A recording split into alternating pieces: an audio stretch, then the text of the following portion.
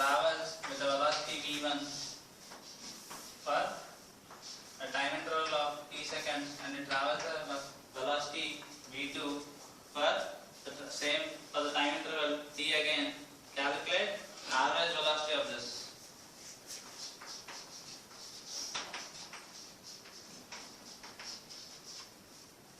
Average velocity again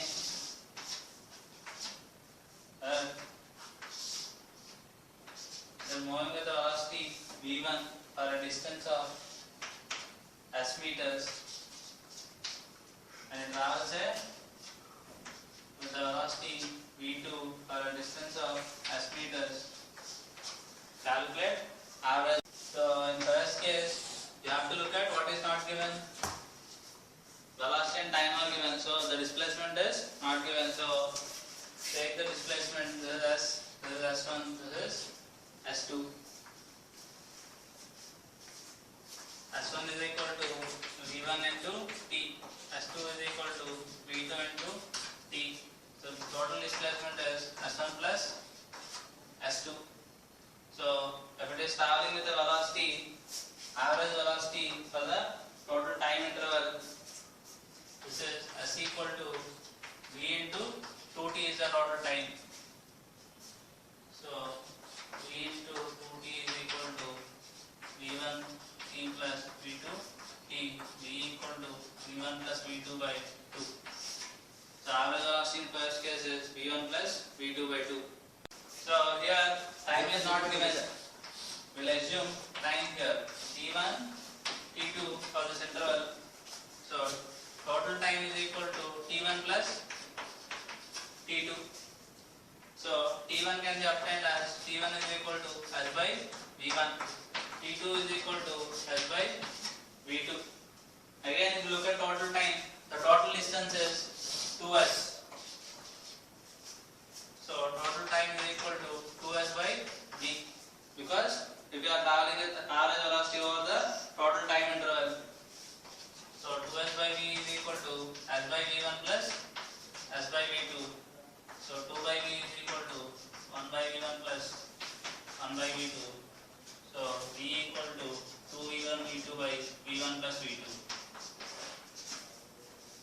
So average velocity in this case is 2 v1 v2 by v1 plus v2.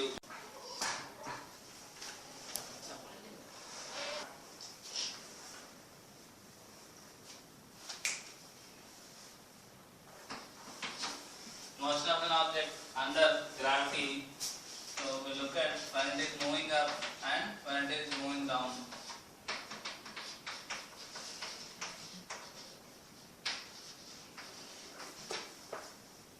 So if a ball is projected upwards with a velocity v, this is the case where it is moving up. So if you are on a building and you are throwing a ball, then we are looking under gravity and it is moving down. So acceleration of gravity is always directed towards downwards.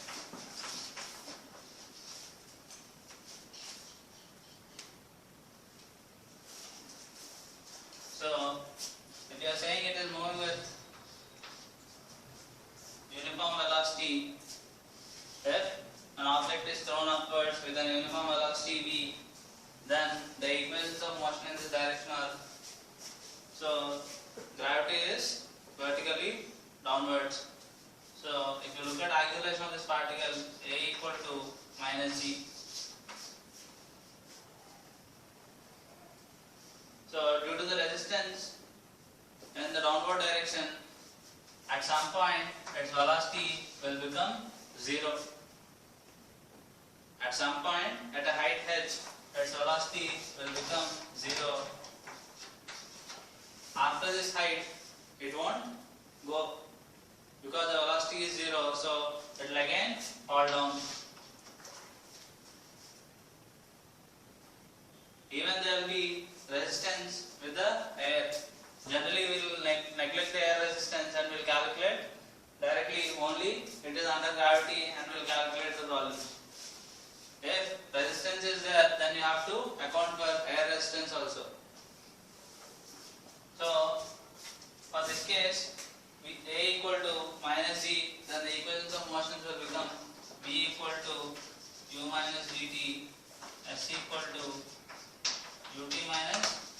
half gt square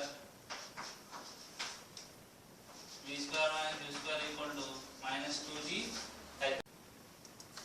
So if the object is thrown from a topmost point from a height h, then it is in the direction of gravity. So here acceleration is equal to plus g. Acceleration equal to plus g, then your equation of motion will be v equal to u plus gt s equal to ut plus half dt square v square minus u square is equal to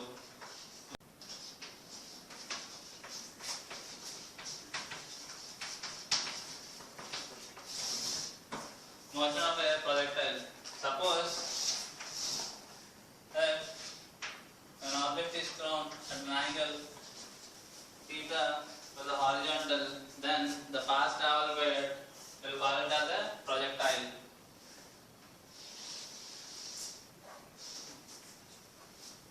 So here if u is the velocity u cos theta and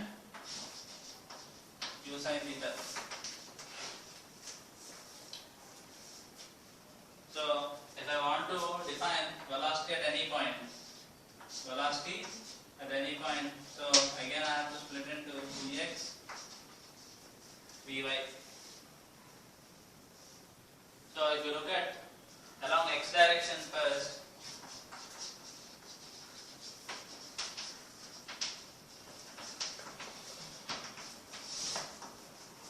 so initial velocity is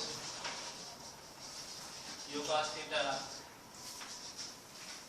and if you look at along x direction, gravity is present only in y direction.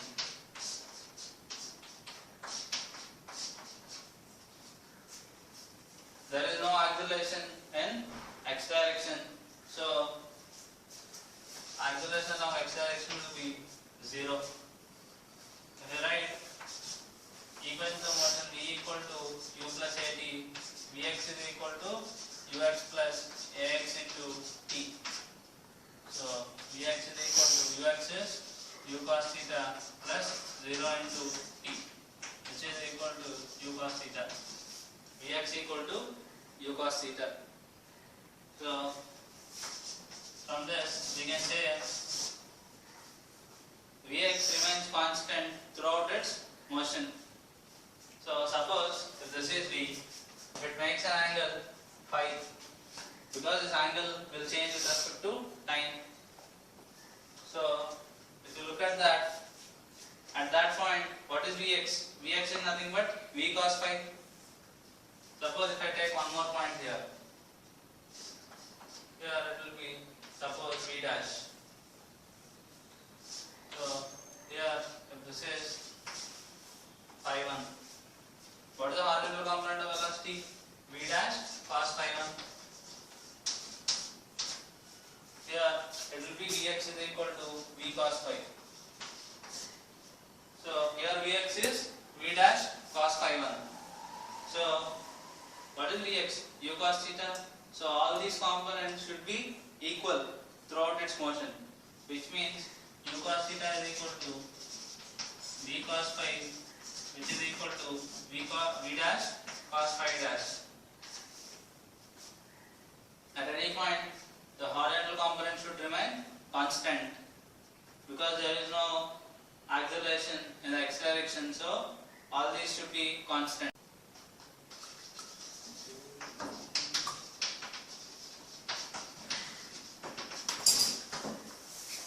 If we look at along y direction, here this will be initial u sin theta, and the acceleration is the gravity which is acting downwards. So acceleration in y direction will be minus g.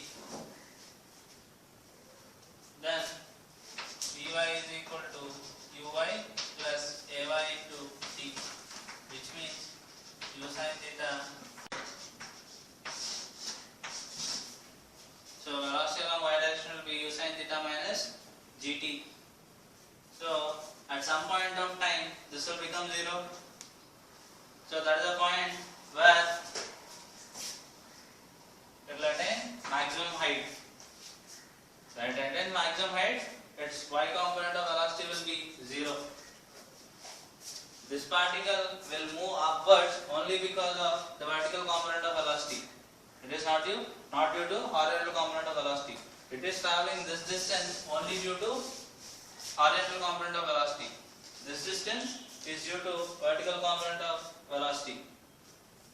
So write as by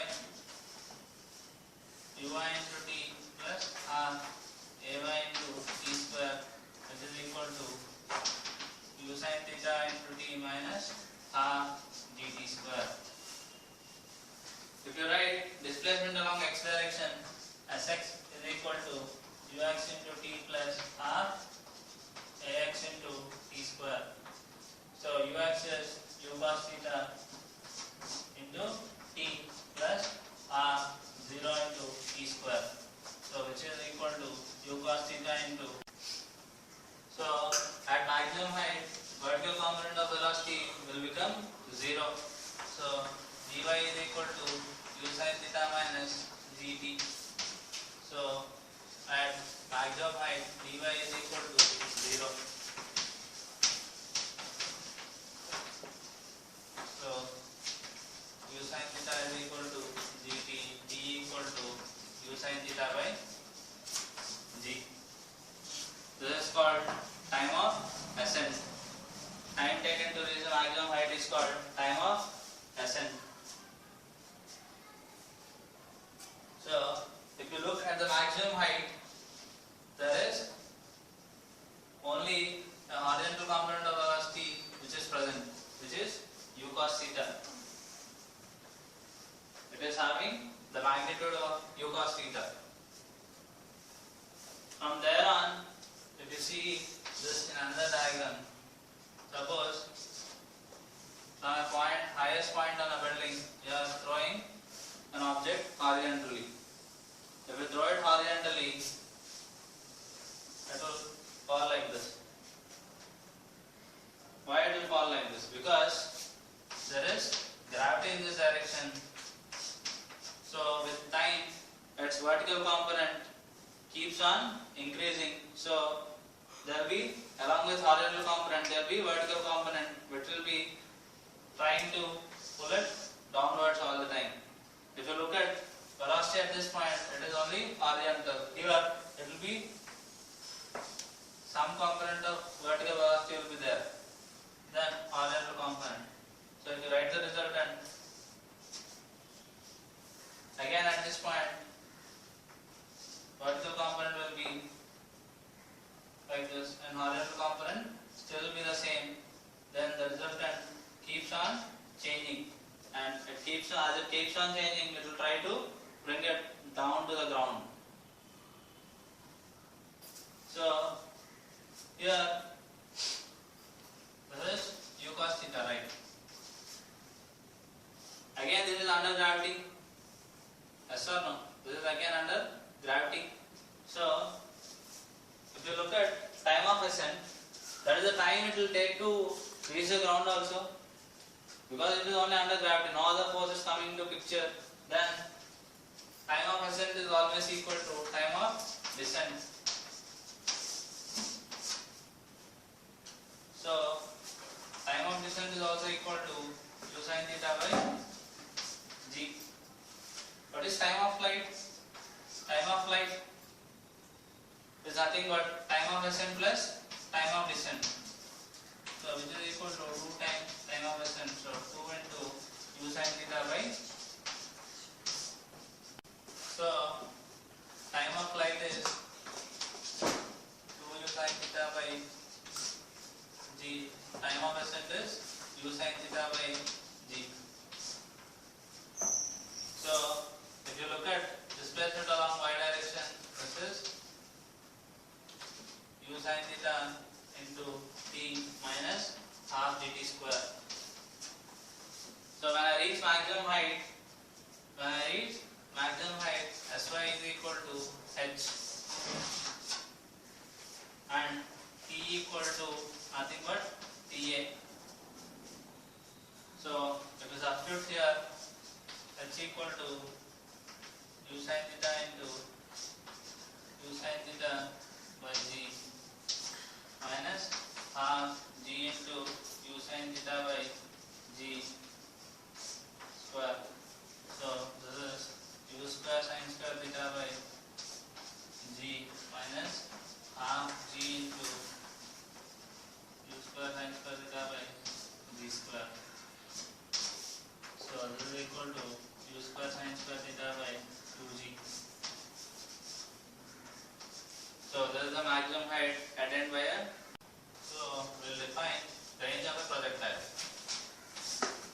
Range of a projectile is defined as the horizontal distance travelled during its motion. Horizontal distance travelled during its motion.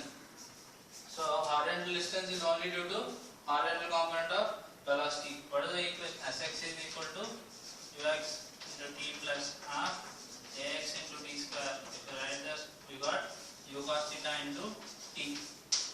But in order to reach the final point, we need to travel. Time of flight is the time taken to reach the end point. So range is equal to u cos theta into time of flight. So u cos theta into 2u sin theta by g. So this is equal to u square into 2 sin theta cos theta is sin 2 theta by g. U square sin 2 theta. Suppose from a height h of a building, we are throwing a ball horizontally with velocity u. We are throwing a ball with velocity u. So along horizontal direction there is no acceleration, but in vertical direction there is gravity. So if you write along x, ux is equal to u and ax is equal to 0. Along y,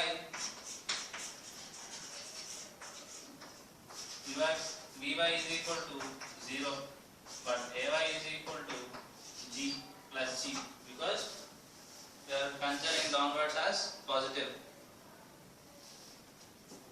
So if you write equations of motion, vx is equal to ux plus ax into t, which is equal to u plus 0 into t, which is equal to u, and vy is equal to uy plus ay into t, which is equal to 0 plus g into t.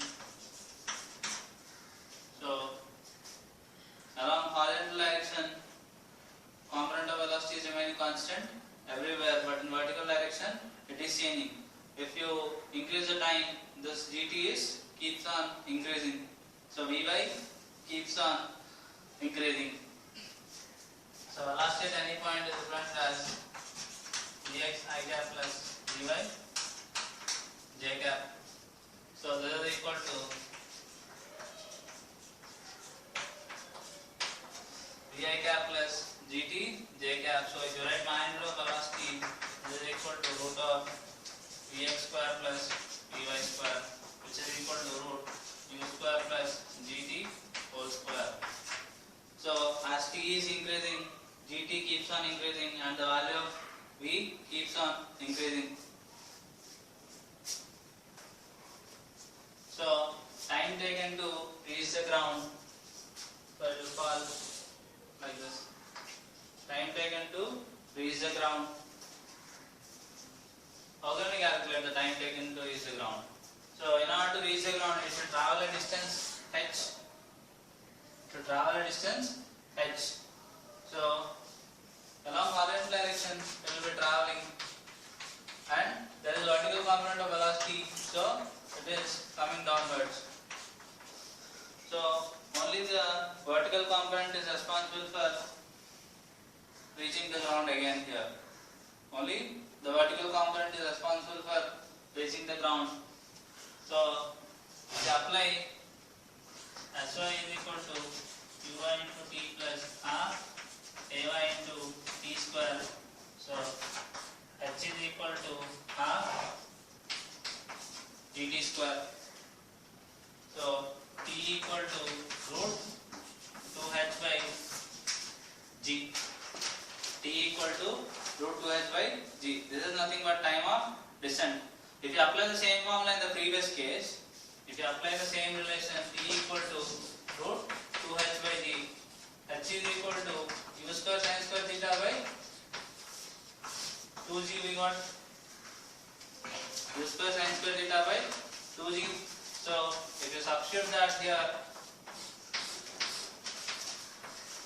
u square sin square theta by 2g into 2 by g. So this, after simplification, you get this as u sin theta by g, which is equal to our time of ascent. So in the previous case, we can believe time of ascent and time of descent are equal. So the distance traveled here, if you say this as again range, range is due to only the horizontal component of velocity, because if you write displacement along x direction, Sx is equal to ux into t plus half ax into t square. So ux is u half 0 into t square. So Sx is equal to u into t. So already we calculated how much time it will take to reach the ground. Root 2h by g. Root 2h by g. So Sx is equal to u into root. Thus we are calling it as range. Range is nothing but from the point of projection how much distance it is traveling along x direction. So this is an example where you will drop bombs from a jet plane. If you will drop a bomb, so you have to drop from somewhere. You do not drop directly. If you come here and if you drop it, it will reach somewhere here, because it is having some horizontal velocity, and again due to gravity it won't come directly downwards. It will travel somewhat like this. So you have to project from a point somewhere outside so that it beats the.